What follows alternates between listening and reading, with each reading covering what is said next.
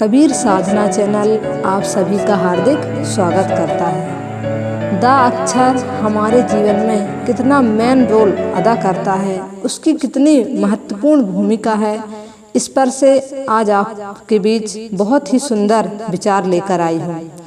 प्रजापति के 3 बेटे थे, देव, मनुष्य और असुर। 3 ब्रह्मचर्य का पालन करते हुए पिता के पास पढ़ते थे। पढ़ाई पूरे होने पर उन्होंने उनसे कहा, गुरुदेव हमें शिक्षा दीजिए। प्रजापति ने कहा, ठीक है। तब प्रजापति केवल एक अक्षर बोले, कहा दा। फिर उन्होंने उनसे पूछा, समझ गए? देवता बोलते हैं, हम समझ गए। आपने कहा दमन करने के लिए, कहा है हम इंद्रिय लोलुप हैं, है ना?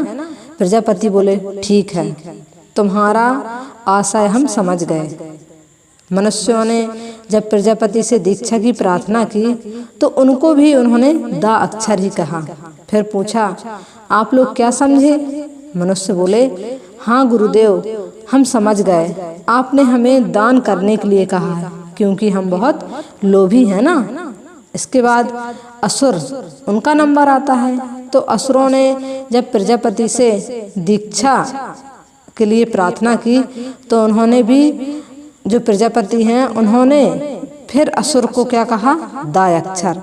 असुर बोले, गुरुदेव हम भी समझ गए, आप हमें क्या कहना चाहते हैं? तो गुरुदेव बोले, बोलिए क्या समझे आप? असुर बोले, दया करने के लिए कहा है, क्योंकि हम लोग क्रूर हैं ना। देव, मनुष्य और असुर, ये तीनों ने अपने अपना हिसाब से इसका अर्थ निकाला। हम ही तो हैं प्रजापति के बालक। हमारे लिए प्रजापति की आज्ञा है कि दमन करो, इंद्रियों को अपने काबू में रखो और दान करो, लोभी मत बनो।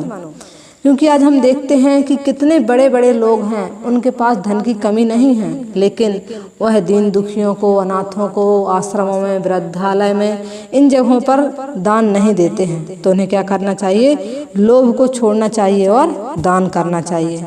और तीसरा क्या है? दया करो, किसी को कठोरता ना बरतो, जहाँ तक बन सके सबसे दया का व्यवहार करो, सबके लिए दयालुता का व्यवहार रखो, करुणा करो।